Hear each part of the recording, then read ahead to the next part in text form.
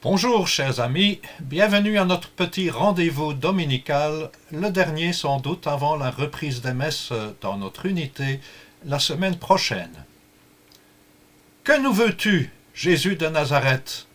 Es-tu venu pour nous perdre? Pour un début de mission, dans la synagogue de Capharnaüm, où Jésus commence à peine à prêcher, on aurait imaginé un autre accueil. Eh bien, tant mieux, parce que cette réaction violente est celle de Jésus qui est tout aussi vive. Cela nous dit beaucoup sur nous-mêmes, mais aussi sur Jésus et sur sa mission. Que nous veux-tu? Oui, cette apostrophe n'est pas que celle d'un pauvre malade, un malade mental heureusement vite guéri par Jésus, et puis passons à autre chose. Que nous veux-tu? Que nous voulez-vous? Vous voulez nous embobiner, nous ennuyer avec vos salades, vos trucs à la con? C'est aussi cette petite phrase, déclinée de diverses façons, qu'on reçoit très régulièrement quand on est un tant soit peu missionnaire, quand on s'occupe de parler de Dieu aux gens qui nous entourent. Parfois ce n'est pas dit de façon aussi brutale, mais c'est sous-entendu lorsque l'on prépare par exemple des parents au baptême, le baptême de leurs enfants, ou qu'on les rencontre pour discuter de communion, etc. Et qu'on voit à certains moments des sourires un peu ironiques surgir sur les visages. Pas toujours, heureusement, mais il arrive quand même de temps en temps d'avoir des chambardeurs lors de ces rencontres et qui ont l'air de se moquer de vous. Bien sûr, cela traduit un gros malaise chez eux, mais cela peut aussi déstabiliser certains catéchistes, certains enseignants non préparés. Le message chrétien ne laisse pas indifférent. S'il est annoncé avec conviction et s'il n'est pas dilué dans un vague humanisme, aimez-vous les uns les autres, c'est clair. Il faut s'attendre à des oppositions, à des refus, à des résistances, et cela peut aller même jusqu'à la persécution. Jésus nous a prévenus, il en sait quelque chose. Ces gens qui rejettent le message de foi, en agressant parfois le messager, ces gens ne sont pas non plus des malades mentaux. Évidemment, ils ne sont pas logiques s'ils demandent un sacrement, par exemple le baptême, en voulant seulement l'emballage, mais pas le contenu. Les a priori négatifs qu'ils manifestent peuvent être la conséquence de leur éducation ou de mauvaises expériences avec des croyants catéchistes ou prêtres maladroits, ou peut-être carrément mauvais. La méfiance et le rejet peuvent être aussi induits par le climat médiatique, où il est de bon ton de se moquer de la religion, de la critiquer, et de mettre tout le monde dans le même sac, celui des pédophiles, des manipulateurs, quand ce n'est pas des terroristes. On vous resserre encore régulièrement l'Inquisition et les croisades. Bref, pas facile d'être croyant et de le montrer aujourd'hui. Que nous veux-tu, Jésus de Nazareth? Es-tu venu pour nous perdre? Je m'attache donc à essayer de montrer que la réaction du soi-disant possédé de la synagogue n'est pas avant tout démoniaque, ni relevant de la folie, mais qu'elle peut être justifiée par un esprit impur, c'est-à-dire, selon le sens juif du terme, cela veut dire mélanger.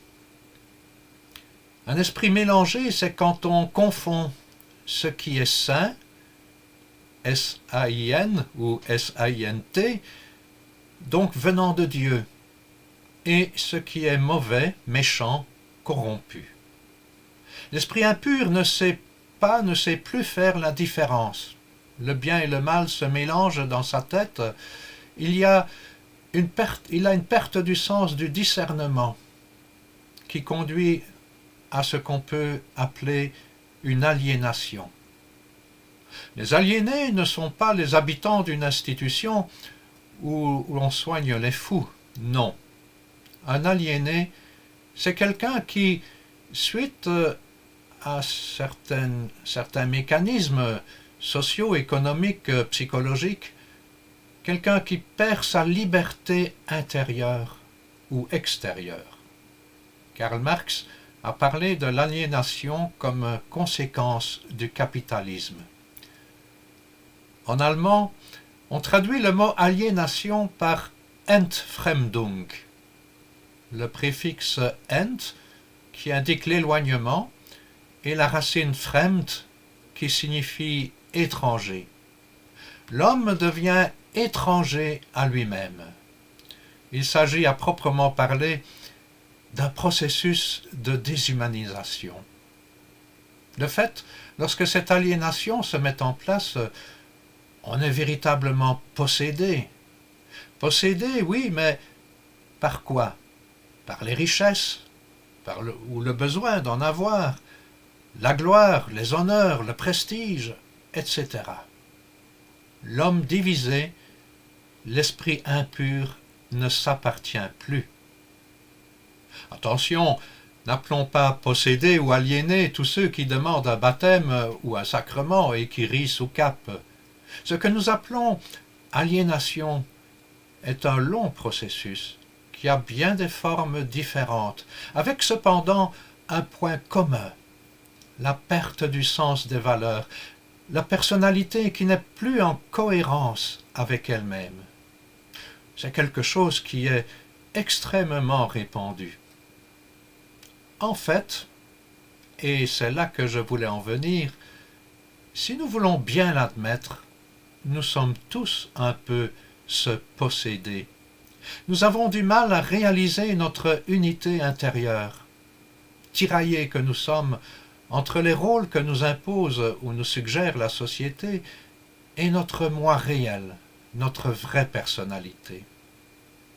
Beaucoup de gens vivent cette dichotomie, dont on trouve une trace d'ailleurs dans l'Évangile, l'alternance du « je » et du « nous » dans la bouche du possédé.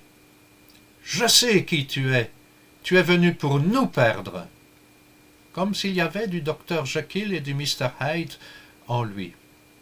Il n'est plus un, il n'arrive plus à assumer l'unité de sa personne.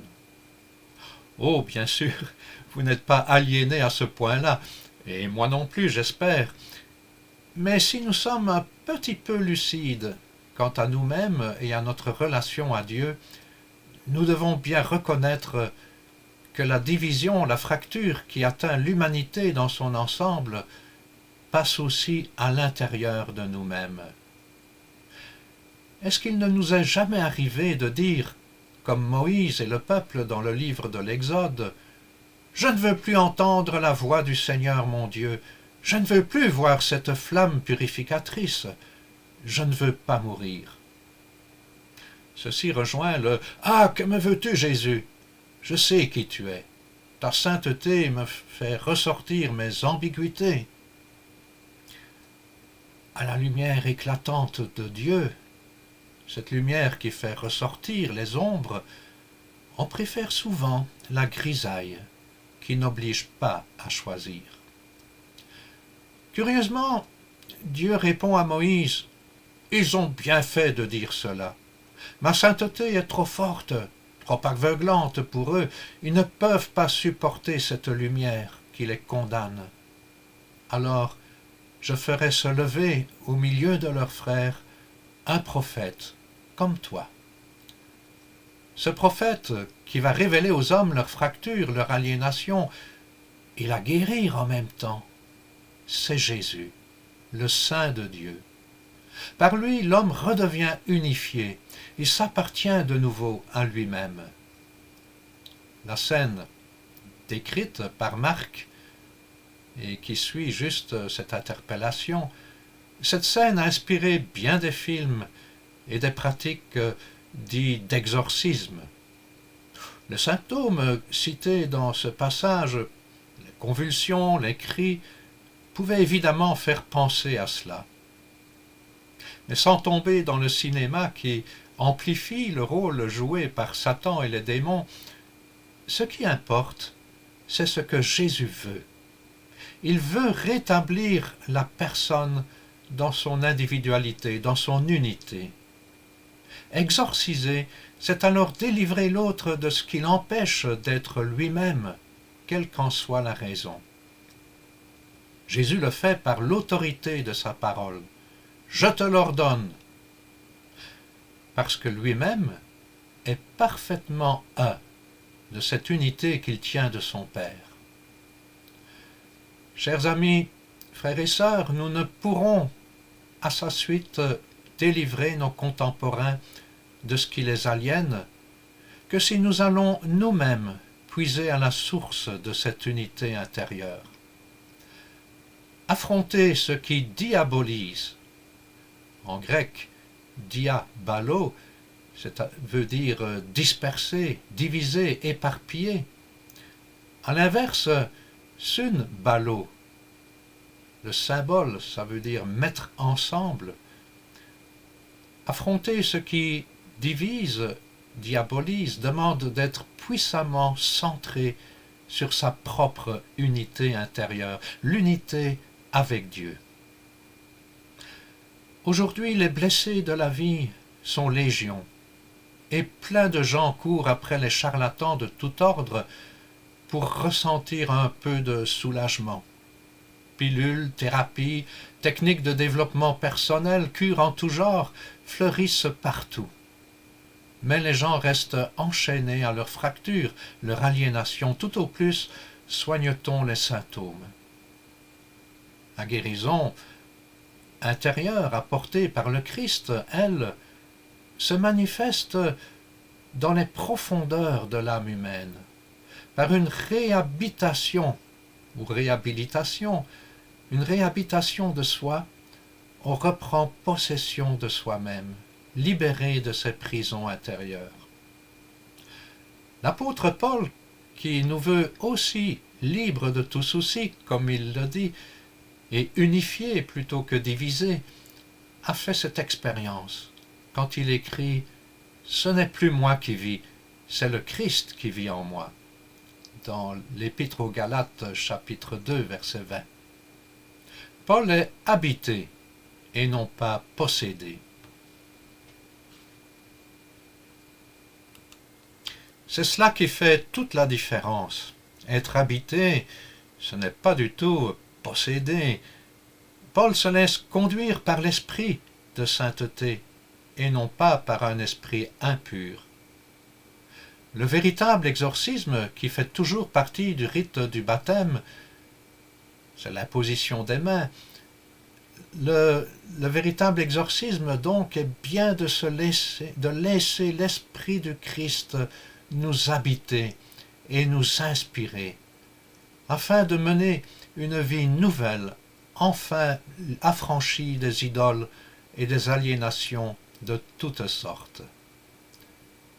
Frères et sœurs, en ces temps si compliqués, si difficiles, où peut-être nous pouvons être tentés de nous diviser, de nous disperser, où nous devons résister à la tentation du découragement, exorcisons tout ce qui aliène notre liberté d'enfant de Dieu.